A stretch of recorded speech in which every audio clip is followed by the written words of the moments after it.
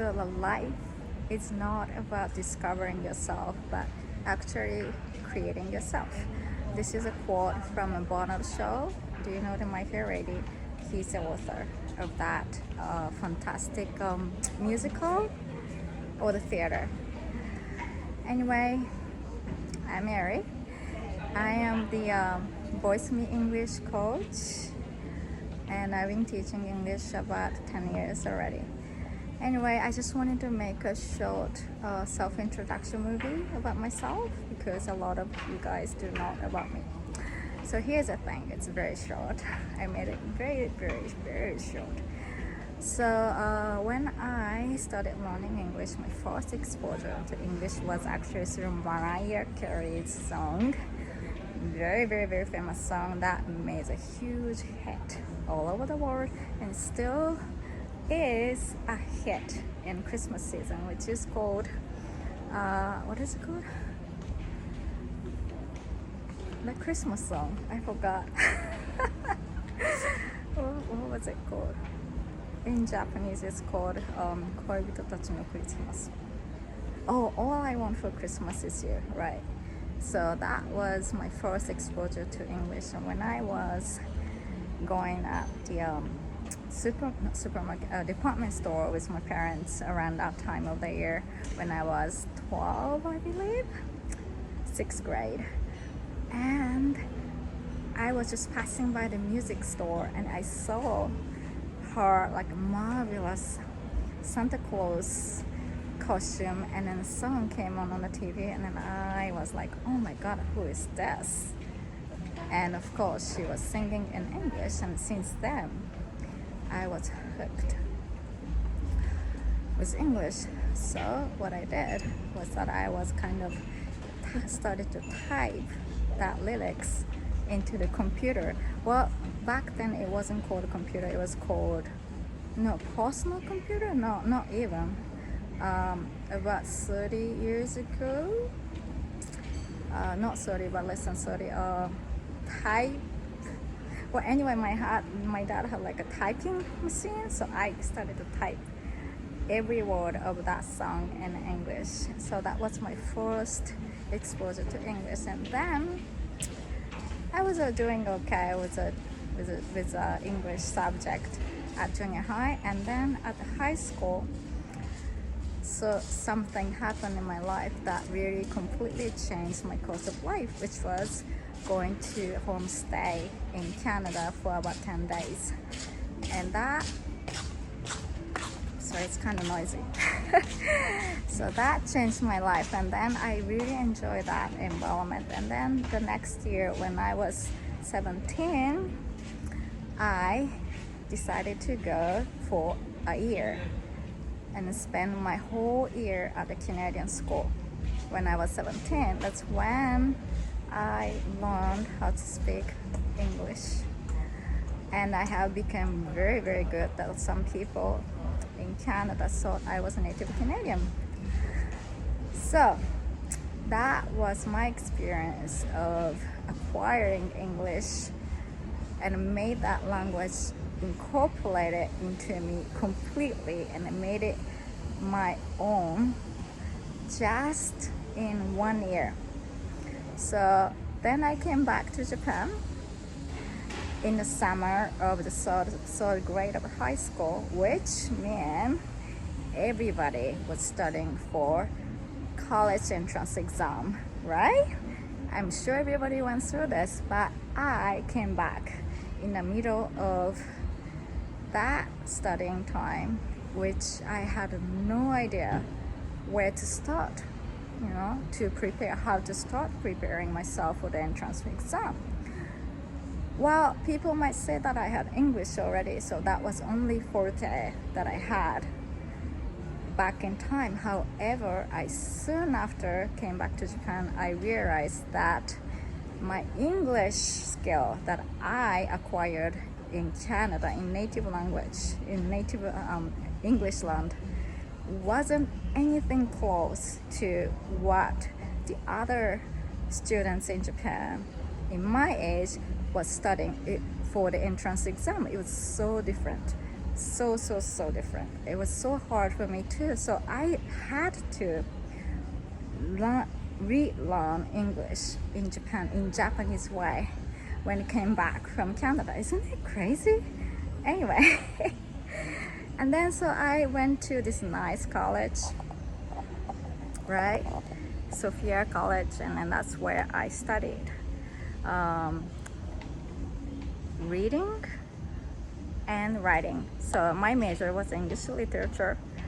So that's what I did.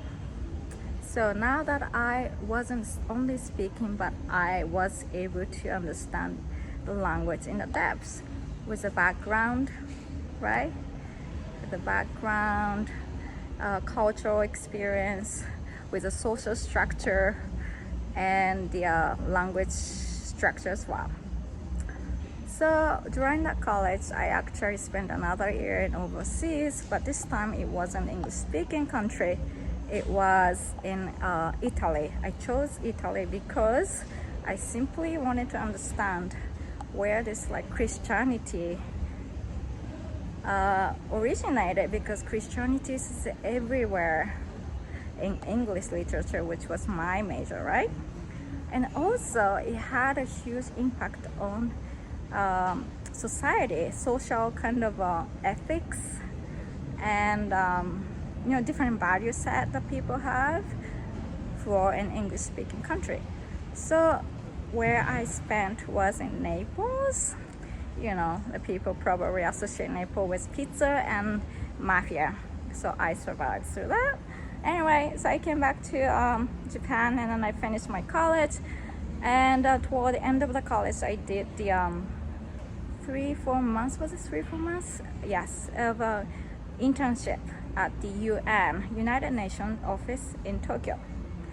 That was fun experience. Anyway, and right after that I started my first office job, which was the ad agency in Ginza.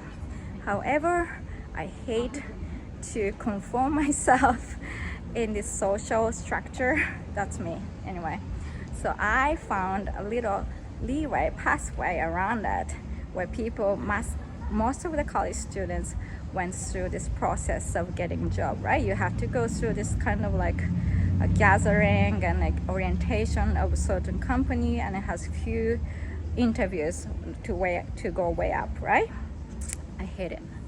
I first hated all the suits that they were wearing. Anyway, so what I did, I went to a temp staff office and then registered myself. And soon after, I found this job at the ad agency, which was taking care of all the creative work for the two of the biggest motor vehicle companies in Japan, automobile companies in Japan. So I became the creative coordinator for all the marketing tools they had for overseas. And I also took care of the copywriting, translation for the newspaper ad for the high brands like Breguet, Mandarin Oriental. So that's what I did as an office lady, my first job in Ginza. Anyway, I wanted to start living my own, so I decided to move down to Kyoto. That's where I met my ex, and I started to be a yoga translator for the most time. My ex was a yoga teacher, meditation, philosophy.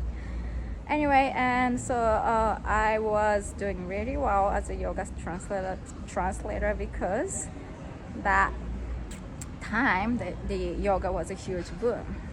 Anyway, soon after that, I studied the interior design as well, and I decided to create our own yoga studio with my partner, with my ex.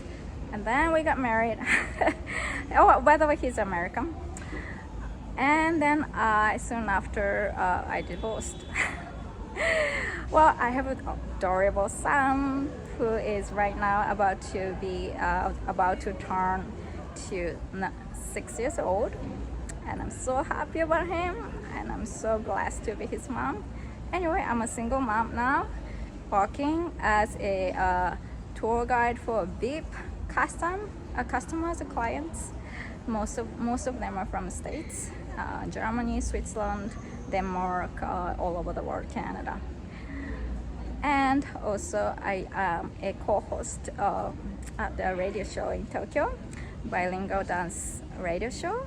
I'm really enjoying it and working very closely to my American producer. So I am using English every day, plus of course I'm teaching English. Anyway, so I have been using English as my primary language over my more than 4 years, more than half of my life. So English is a huge part of me, and it's the language that I can connect myself to my true self and true voice of who I am. This is why I call my language program VoiceME English, which means voicing yourself out in English, because English has this very strong characteristic that is not present in Japanese. And this is why a lot of Japanese struggle to be able to communicate in English, because the communication style and the value in communication is totally opposite, right? So this is why I named my course VoiceME English. So I am very looking forward to meet individual you, for me to be able to share my knowledge, my experience of the cultural differences in communication between English and Japanese, which I have learned over the past 23 years, or more than that, maybe. So this is me in a very nutshell. And if you are interested in what I am offering, just let me know. Just DM me, or just use the little form down there and to contact me. I have a free session available to anyone who wants to be able to express themselves more and better in English and in communication in general, because my course tends to improve your native language communication skill as well. And I've seen that with so many different students in the past. So communication is a power and skill that you can develop. And if you can communicate with anyone, being authentic you, wouldn't it be wonderful? No trying to massage ego, no trying to make everybody happy, but just communicate from the place that you know what makes you happy. Anyway, so this is me. Thanks for watching. Very looking forward to speaking to you individually and face to face. Ciao. Thanks for watching. Have a wonderful day.